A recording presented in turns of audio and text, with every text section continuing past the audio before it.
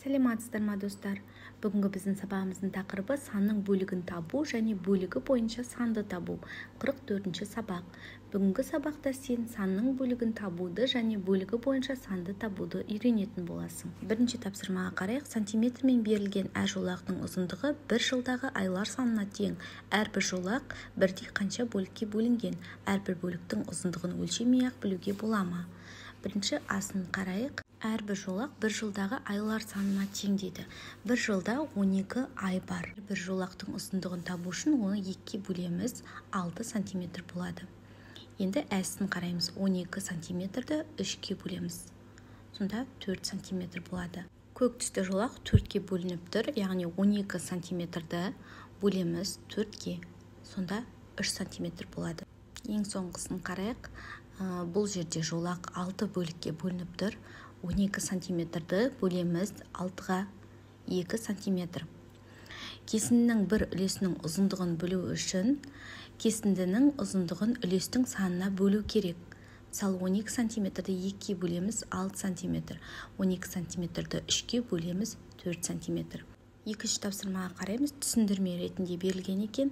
Кесінді тең бөліктерге бөлінген кесіндінің бір бөлігінің ұзындығын өлше, бір бөлігін білу арқылы барлық кесіндінің ұзындығын қалай табуға болады? 3 сантиметрден 2 бөлікке бөлініп тұр. 3 сантиметрді 2-ге көбейтеміз 6 сантиметр.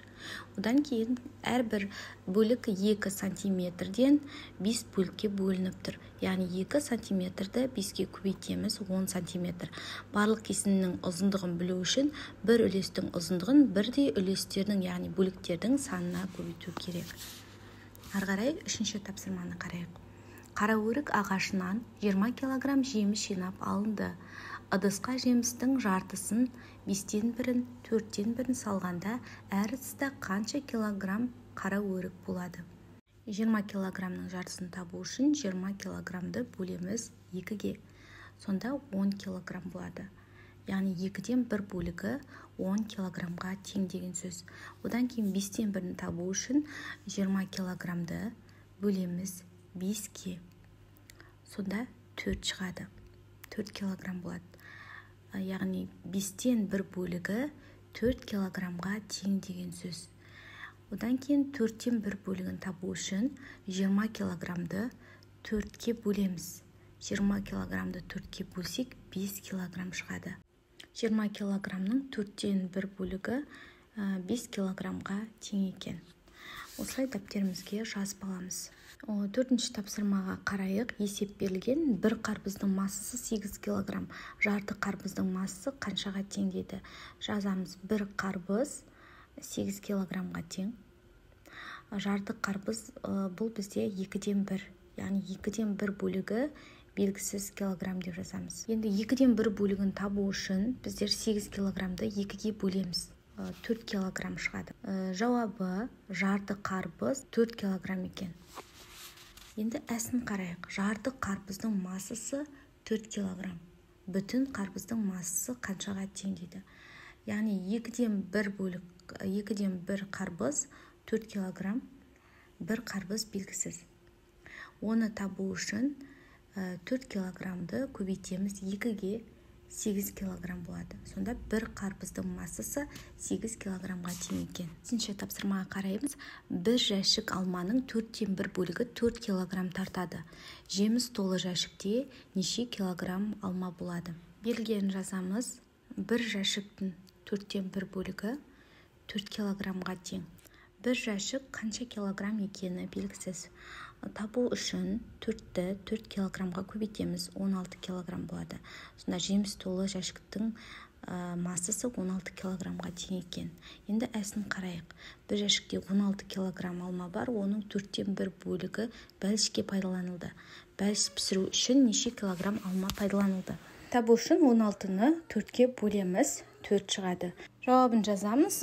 Бәліш пісіру үшін 4 килограмм алма пайдаланылды. Осыған ұқсас есеп құрастыр дейді. Себетте 12 килограмм алма болды, оның 3-тен 1 килограммы сатылды. Қанша килограмм алма қалды? Шешуін жазамыз. 12 килограммды 3-ке бөлеміз, 4 килограмм қалды. Жауабын жазамыз. 4 килограмм алма қалды. 6-шы тапсырмаға қарайық. Ұзындығы 15 сантиметр қияр теңдей 5 бөлікке бөлінді. Бір бөлігінің ұзындығы нешеге тең? Табу үшін 15 сантиметрді 5-ке бөлеміз, 3 сантиметр қалады. Сонда бір бөлігінің ұзындығы 3 сантиметрге тең екен.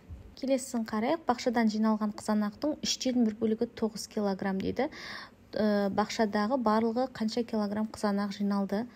9-ды 3-ке көбейтеміз, 18 килограмм.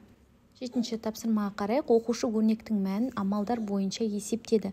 Оның қандай өрнектің мәнін тапқан анықта. Асын қарайық. Жақшаның ішіне 16 мен 12-нің қосындысын бөлеміз 7-ге, 4-ке тең болады. Әсін қарайық. 9 пен 6-ның көбейтіндісінен азайтамын.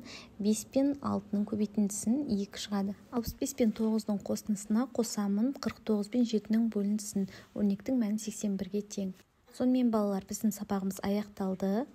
Келесі сабақта кездескенше сау болыңыздар. Назар қойып тыңдағандарыңызға рахмет.